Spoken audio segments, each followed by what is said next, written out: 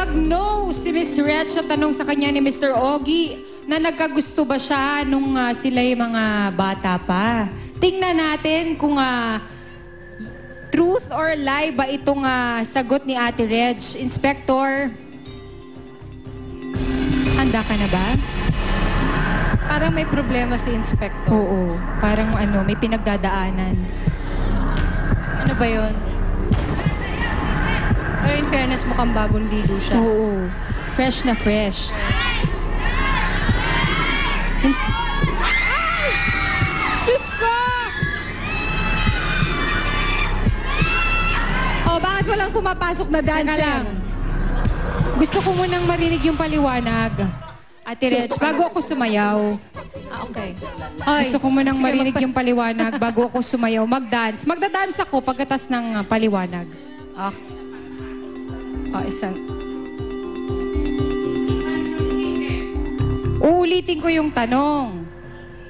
Uulitin ni Kuya Ogie ang tanong. Gusto ulit marinig ng mga tao yung tanong mo, Kuya yung tanong Ogie. ko. Sabi ko, noong kabataan pa natin, Mrs. A,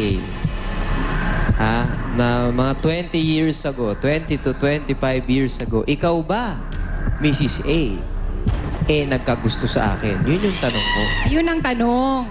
So, ang resulta ay lie. Sabi niya, no. No, oo. Sabi ni Ate Reg ay no. Ayan, sinusukat ulit. Sinusukat. Ganun pa rin yun. Ganun pa rin ba yun? Oo. Ano sa tingin mo, Kuya Ogie? Lie pa rin. Lie pa rin. Sabi ni Kuya Ogie, lie Tingin daw. ko, Tingnan natin kung anong sasabihin ng ating truth verifier. Yan yung heartbeat ko. Lie pa rin talaga, oh. Ay! Lie pa rin. Ate Reg, paliwanag mo. Hindi ko na kailangan paliwanag. Asawa ko na siya eh. Why? No, but it's true. I've always liked him. Even when we were younger, I've always liked him. Iba mang like yon, hindi man love, basta like pa din. So, eto na nga, after ilang years, kami pa rin pala yung nagkatuluyan. Totoo pala ang fairy tale. Happily ever after. Ooh. Okay, dahil dyan, ay sasayaw ako. Ito na, wala na. Gusto ka na daw ka na mag-deny. Huwag ka naman daw ka lalay. Kung nagkakabistuhan na, ba't kumeexing pa? Yes or no lang ang sagot, pero huli-huli ka. Shake it sweet. Throw your head down to your feet. Gusto ka na, wag ka na mag-deny. Pag tinanong, don't tell a lie. Wag nang magmaan-maangan pa. Kumeexing ka. Dahil nakalay detector ka. Huli-huli ka.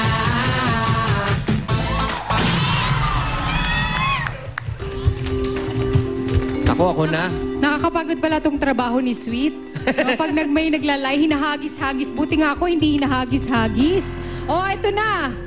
Ito na ang turn mo, Kuya Ogie. Hindi, tatanungin niya ako. Tatanungin, oo. Ito ang sagot mo. Question eh. Ang question mo, Ate Reg, Question ko,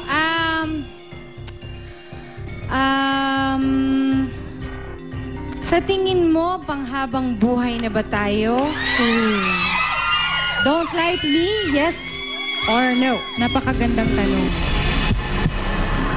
Ako, pag nag-lie yan, good luck, ha? Lagot ka. You relax. Relax. Yan, ganyan. Imagine ulit.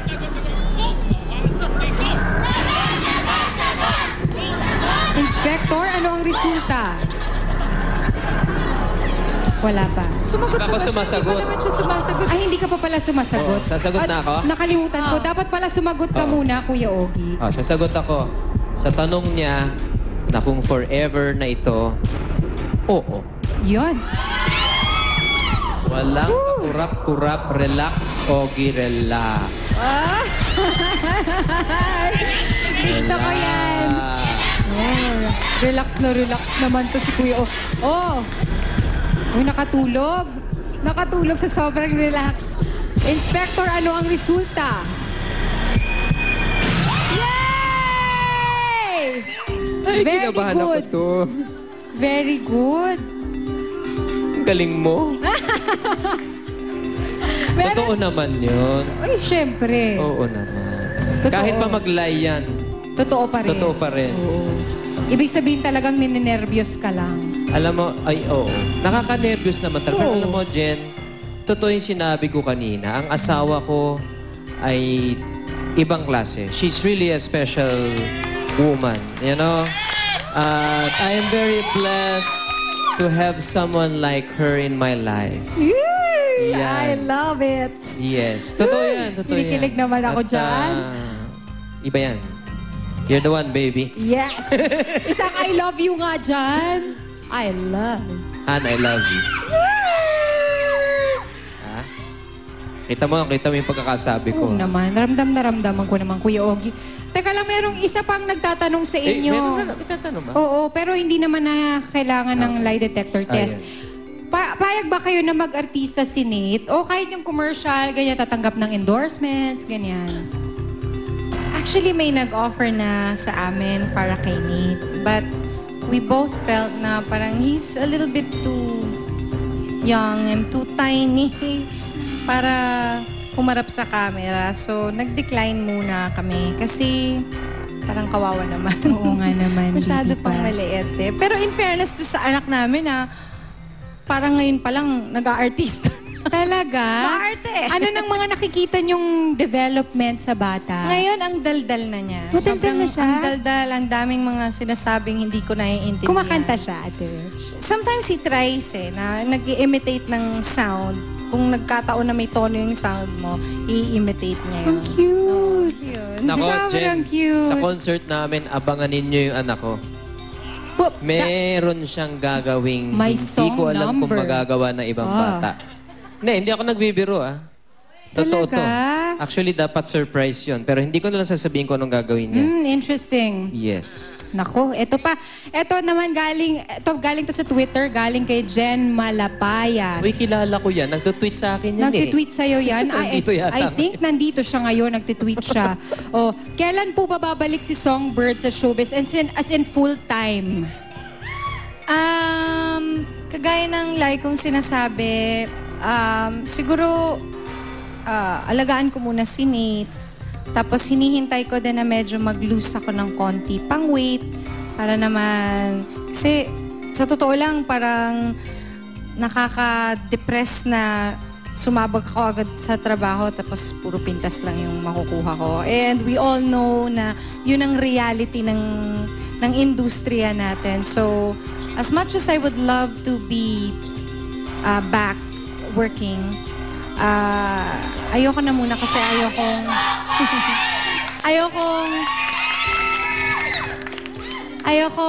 bumaba yung self-esteem ko. And besides, ang first priority ko sa ngayon, alagaan si Nate. Ayun, yun naman pala. We love you, Songbird. Oo naman. At nakakatuwa, Ate Reds, kanina na makita ka namin.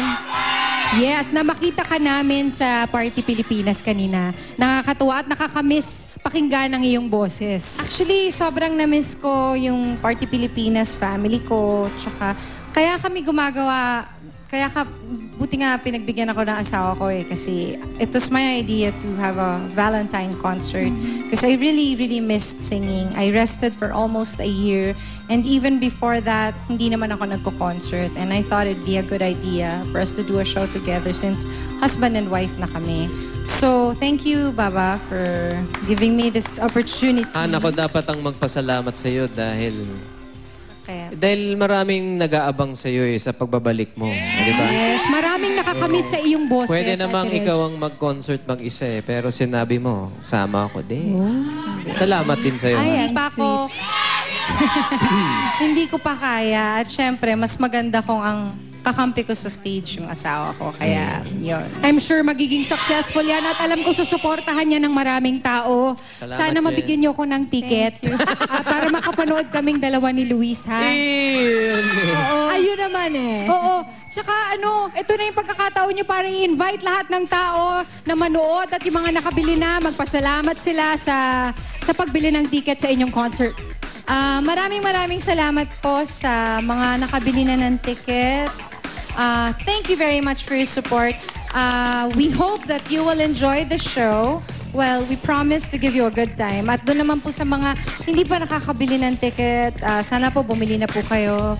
Medyo sold out na, no, yung iba. So, ayun, sana po celebrate with us. Magkita-kita po tayo sa Araneta Coliseum. Sa Tuesday na po ito.